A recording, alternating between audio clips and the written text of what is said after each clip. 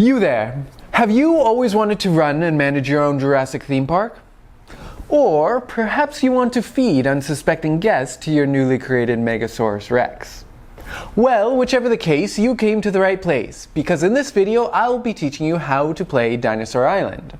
Now I'll start off with the components and then move on to setup and finally the rules of the game.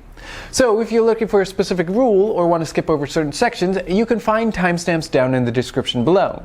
Now with that being said, my name is Marcus Howe and this is Conquering Boredom.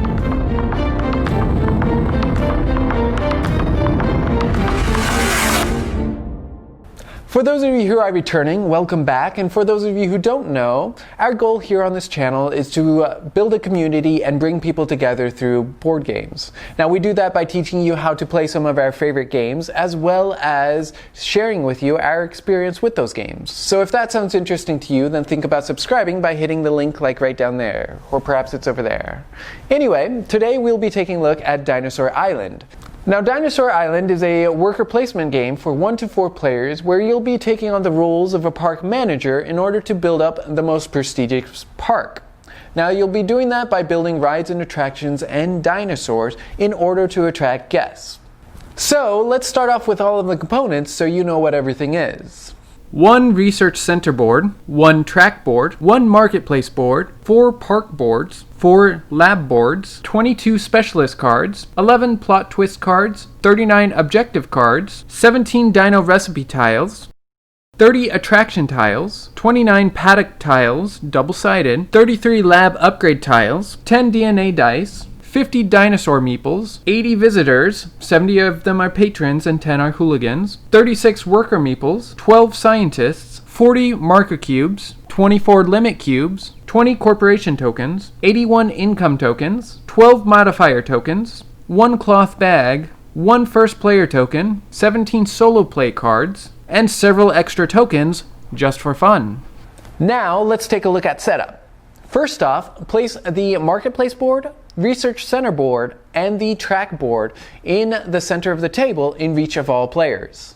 Next, take the 81 income tokens and place them off to the side in a pile. This will be considered the bank. Next to the bank, place the 50 dinosaur tokens, the 29 padlock tiles, and the 12 modifier tokens in their own respective piles. These will be considered the supplies for the game. Finally, take all 80 of the visitor tokens and place them inside of the cloth bag. You'll then build up the dice pool. So for every player, you'll add 2 dice randomly selected, plus 1 additional dice after that. So if you're playing with a 3-player, you'll take 2 dice per each player, adding up to 6, and then you'll add 1 additional dice, making a total of 7 dice randomly selected for your dice pool for that particular game. Any remaining dice, simply return them to the box. You won't be using them in this game. You'll then take the 22 specialist cards and shuffle them into their own pile and place them on the marketplace board in their corresponding space. You'll then take the 30 attraction tiles and 25 regular lab upgrades, shuffle them up into their own respective piles, and place them in their corresponding slots on the marketplace board. Just be sure that in a 3-player game you remove any of the cards that are marked 4+, or in a 2-player game that you remove any that are marked 3+ or 4+. You'll then take the 4 level 2 DNA refinement and dinosaur research lab upgrades and place them in their corresponding spots on the marketplace board. Next, draw the top 4 attraction tiles and place them next to the marketplace board. You'll arrange them by cost, with the most expensive being at the bottom and the least expensive being at the top row. You should have 1 in each row by the end. You'll then draw the top 4 lab upgrades and place 1 in each row. Then you'll also do the same with the specialists. Draw 4 cards and place 1 in each row. You'll then take the 17 dinosaur recipe tiles, separate them into their respective piles. You should have 3 separate piles, 1 for herbivores, 1 for small carnivores, and 1 for large carnivores. Shuffle each of the piles individually and then place them face down on the research board in their corresponding slots. Then flip the top recipe tile face up so that 1 is revealed for each of the different categories. Then take the 39 objective cards, separate them into their own respective piles because there are 3 different lengths of games. There should be a short, normal, and long game. Now, decide what length of game that you want to play and take that respective pile. Shuffle the cards up and then reveal a number of cards equal to the number of players plus 1. So in a 3-player game, you'll reveal 4 cards. Now those will be the objectives for the game. Next, take the 11 plot twist cards, shuffle them into a pile, and then reveal the top 2. Now these will have special rules that will take effect for that particular game. Now, if for any reason that the second card drawn would contradict the first rule that was revealed, go ahead and discard that card and reveal a new card instead. Each player will then take a lab board and a park board and take the corresponding colored tokens that go along with it. Now you should have tokens for workers, scientists, corporate tokens, and the marker cubes. Don't forget to also take the 6 limit cubes, those will be the black ones. Now you'll need to choose who will go first. Now the first player will be determined by who most recently successfully extracted DNA from an amber mosquito. If no one has successfully done this, then the first player will be the player who most recently went to an amusement park. Now the first player will receive $15 as their income. Every subsequent player after that will get $1 additional. So the second player will get 16 and the third player will get 17 and so on. Now you'll move on to the individual setup of the player boards. First off, you'll take your lab board and park board and place them in front of you. Be sure to leave a little room on the right of the lab board for your specialists who you'll hire later on. Next, take 4 workers and your 3 scientists and place them on the logo at the top of your research board.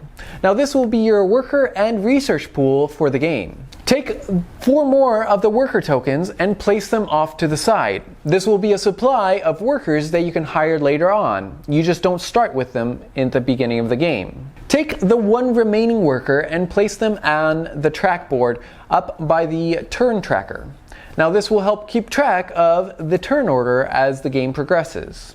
Next, you'll take 3 limit cubes and place them in the 4 slots on the basic DNA, and take 3 more, place them in the 2 slots on the advanced DNA. Now this will be the limit of how much DNA of each type that you can keep, which can be upgraded later on. Then you'll take 6 of your marker cubes and place them in the 1 slots of the basic DNA and in the 0 slots of the advanced DNA. This will be your starting DNA for the game. Now thankfully, your dinosaur researchers have already produced a dinosaur for you starting off the game. So take a dinosaur token and place it in the first padlock that you already have pre-printed on your park board. You'll then take 2 of your marker tokens and place one of them on the excitement track on the tracker board and place the other on the 10 spot on the score tracker board. You'll take 2 more markers and place them in the 1 slots of both the threat and security level of your research board.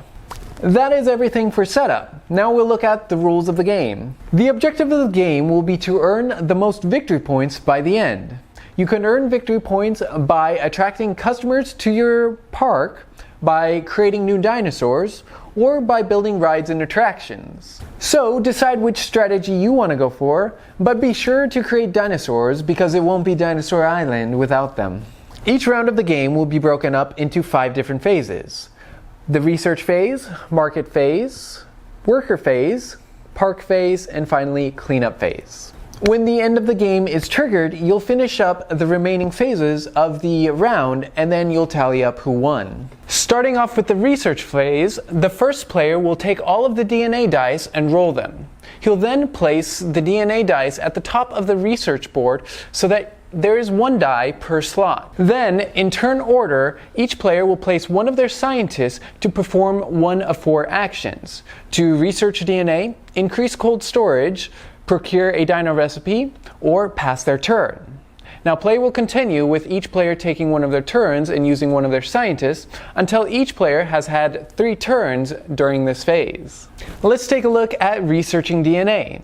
When you research DNA, you take one of your scientists and place it at the top of the research board to claim one of those die.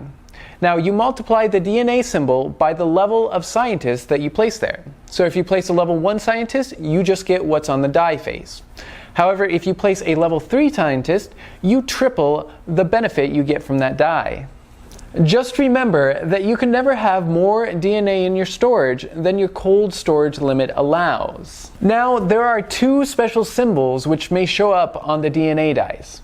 That is the Paddock symbol and the worker symbol.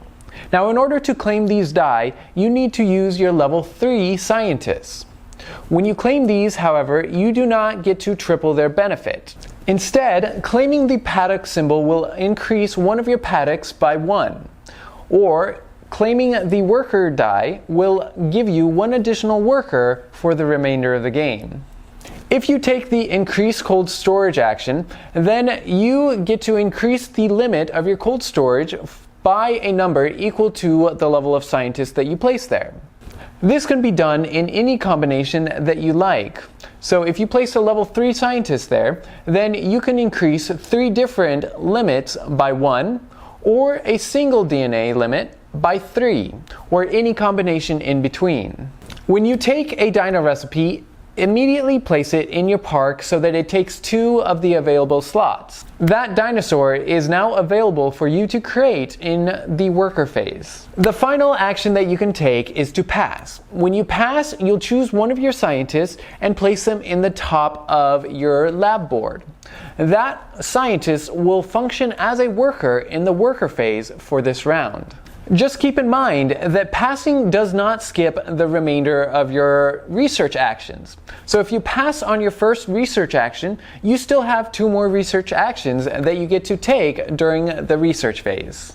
Once all players have taken 3 actions during the research phase, then you'll find the die that is unclaimed with the most threat pips on it. Set that aside in the appropriate space on the research board. This die will be used later on during the park phase. Just know that the more pips left on this die will mean it is harder to contain your dinosaurs later on in the park phase. So, do with that information what you will. The next phase we have is the market phase. During the market phase, in turn order, each player will have an opportunity to take a market action. Now, passing is also allowed. However, play will continue during the market phase until each player has had the opportunity to take 2 actions. The first action you can take is to hire a specialist. Now, the cost of the specialist will be equal to the cost of the row that they are in. When you hire a specialist, immediately take their specialist card and place it to the right of your lab board. Perform any immediate actions listed in the text of their card. And if they give you an additional worker, add a worker from your worker supply pool to the top of your lab board. Now, specialists will be the primary source of adding new workers to your worker pool. There is a limit to the number of specialists that you can have. Normally it is 3, however, some cards may affect this and allow you to have more. However, if you do not have any of these cards, the limit will be 3. So if you ever hire a 4th specialist, then you'll need to fire or discard one of the previous specialists. Go ahead and discard their card and remove any bonuses or benefits that they gave you. So if they provided an additional worker, go ahead and remove that worker from your worker pool. The next action you can take is to build an attraction. Now, the cost of the attraction will be the cost printed on the attraction tile and the cost of the row that it is in. Once you have summed up the total cost and paid it, then take that tile and immediately place it somewhere in your park. The next action you can take is to buy a lab upgrade. The cost of this upgrade will be the cost equal to the row that it is in. When you purchase a lab upgrade, immediately take the tile and place it in one of your lab zones. This will cover up any lab upgrades that were previously in that zone. So at the start, you want to use the under construction spaces. Now there are 2 special lab upgrades in their own respective piles. The Dino Research Level 2, which costs 3, and the DNA Refinement 2, which costs 5. These 2 are upgrades for lab spaces that are already on your lab board. Now, these 2 lab upgrades must be placed on top of the lab spaces which they upgrade. They cannot go anywhere else. Now the last item that you can purchase is DNA. Now each row will have a different set and number of DNA which you can purchase for that cost for that row. Now, when you purchase DNA, you must still discard an item from the offer row in which you purchased DNA from. So go ahead and discard any of the remaining items in that offer row. If there are no items remaining, then you can still purchase DNA and no cards will get discarded at that point. The last option that you have during the market phase is to pass. If you choose to pass your purchase action, then you get $2 in return. If you do choose to pass your first purchase action, you'll still get a second action which you can purchase something or choose to pass that one as well. That is the end of the market phase. Next, we'll move on to the worker phase. In the worker phase, all players will assign their workers to the different spaces in their lab to perform different actions. Now, if you also have any scientists which you passed on during the research phase, you'll use them just like an additional worker for this round. Now, most lab upgrades and those printed on the board have slots for workers. They'll indicate how many workers you need, and each of those spaces can only be occupied once. The only exception to this is if the space says unlimited. So, once you have taken the action for that particular lab upgrade and all of its spaces are occupied, then that lab upgrade can no longer be used and you must use your workers in any remaining available spaces. We'll take a look at the first 4 spaces that are pre-printed on your lab board. First off, we have refining DNA. If you send a worker to this space, then you can trade 2 basic DNA for an advanced DNA.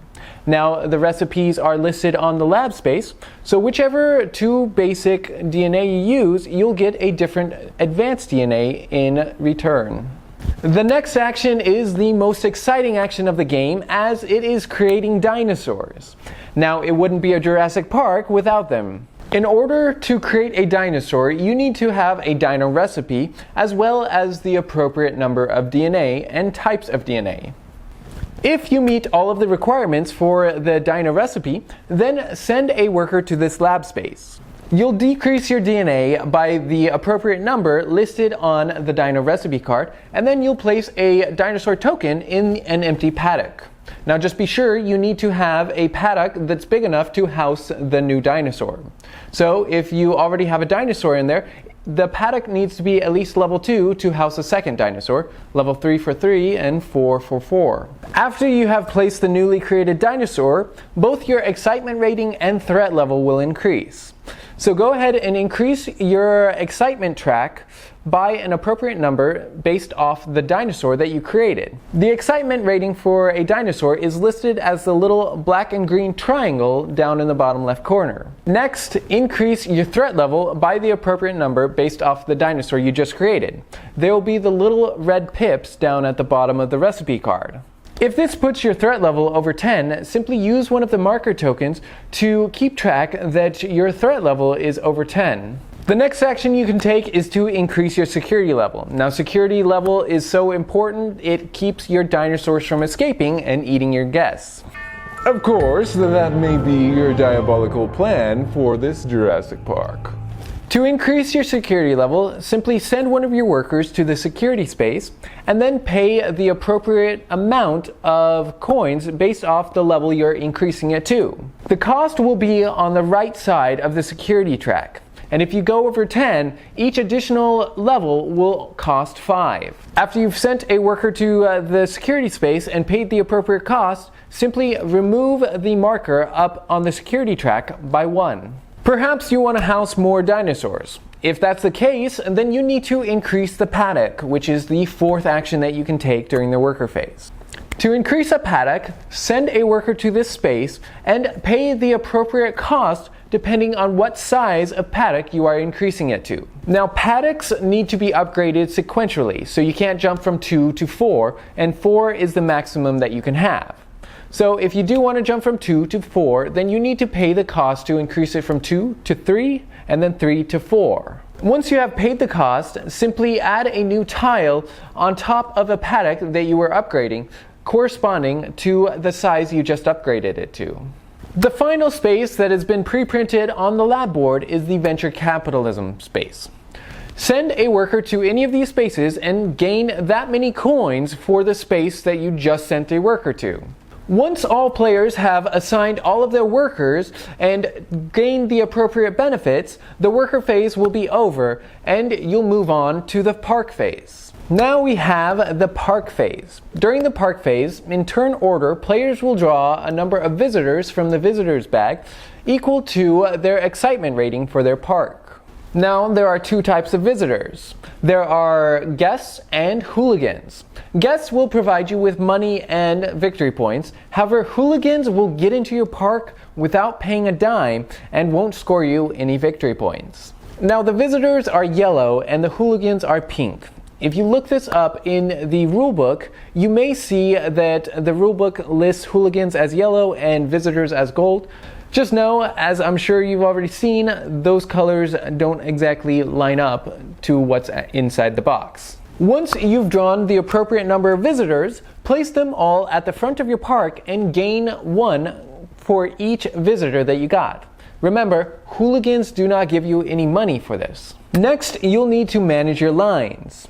So, for every visitor at the line in your park, go ahead and place them in an open space inside of your park at one of your attractions or one of your dinosaur exhibits. Now, dinosaur exhibits can only house a number of visitors equal to the number of dinosaurs that are currently occupying that paddock. Just remember, when assigning visitors to your park, hooligans must go first as they push their way to the front of the line and sneak in. This is unfortunate because they don't give you any victory points, but they must be placed first. Once all of the visitors have been placed, or you have no more space inside of your park, you'll need to see whether or not any dinosaurs escape their exhibits and eat your guests. First, you'll need to determine the threat level of your park for this round. So go ahead and consult your current threat rating on the right side of your lab board. Threat rating should be equal to the number of dinosaurs that you have in your park. For each herbivore, you'll increase it by 1. For each small carnivore, it'll increase by 2. And for every large carnivore, you'll increase it by 3. So go ahead and make sure that that value is correct. Next, you'll add the threat pips on the research die that you set aside during the research phase. This will be your final threat level for this round. Next, you'll need to compare it against your security level, which is to the right of your threat tracker on your lab board. If your security level is greater to or equal to the threat level for this round, then nothing happens. You are running a tight ship and your dinosaurs are secure. However, if your threat level is greater than your security level, then dinosaurs will escape and eat your visitors. Now, a number of visitors will be eaten according to the difference between your security level and threat level. So if you have a threat level of 5 and a security level of 3, 2 visitors will get eaten. Keep in mind that your visitors will get eaten first and hooligans will escape until the very end. Visitors inside of your park will be eaten first. So go ahead and remove a number of visitors inside your park equal to the difference. If this did not satisfy the entire number of visitors that got eaten this round, then remove visitors from the park entrance. You'll continue removing visitors and then hooligans until there are either no more visitors and hooligans inside your park or the difference has been satisfied. Or I should say, the dinosaurs. Now, for every visitor that got eaten this round, you'll remove 1 victory point from your score. And yes, this can bring you below 0. After you've determined your threat level and security and taken the appropriate actions, then you'll score victory points for any visitors still inside of your park. Now just keep in mind, hooligans and visitors waiting in line do not score you any victory points. You'll score 1 victory point for each visitor at either an attraction or a dinosaur exhibit.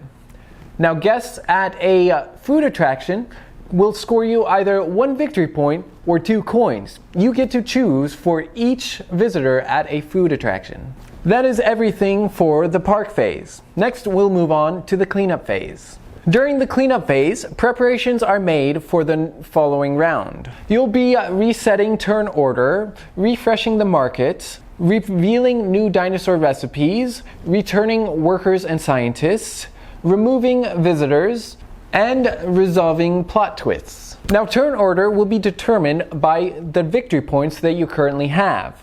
So the player with the fewest victory points will be first player, the second player will be the player with the second fewest victory points, and so on.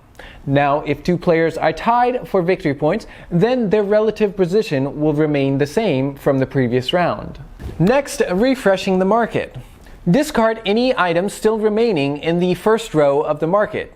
So anything that costs 2, go ahead and discard it now. Next, slide the remaining items to the topmost row. Then fill any empty space in the market from their corresponding stacks. If any piles are empty, shuffle up their discard to form a new stack. Just note, from now on, you don't rearrange the attractions according to their cost. That was only at the start of the game. For the remainder of the game, they will just continue to be placed at the bottom and slide up. Next, you'll reveal new dinosaur recipe cards.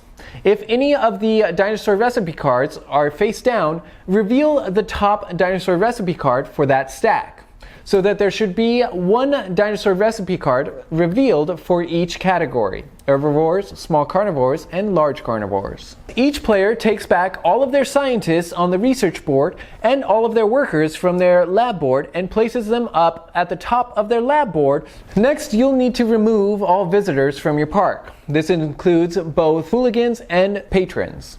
And yes, even the visitors who did not get to enter into your park. Simply take all of their meeples and place them back in the cloth bag for the next round. Finally, check the plot twist cards.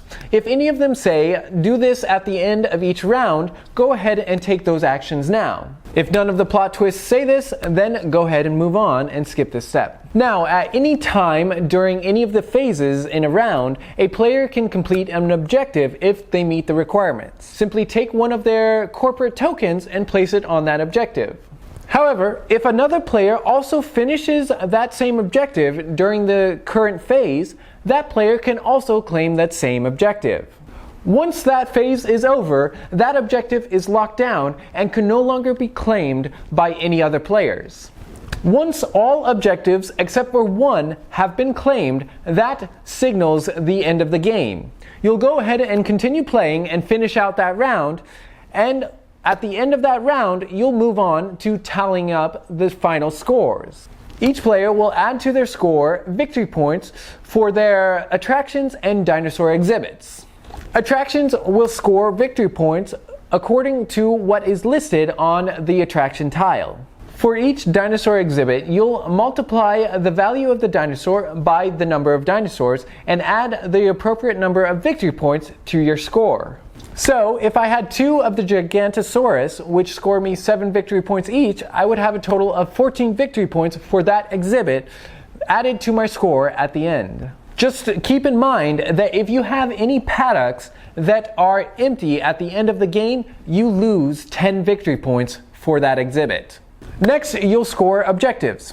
Any objectives which you completed and has your corporate token on it, go ahead and add their victory points to your score now.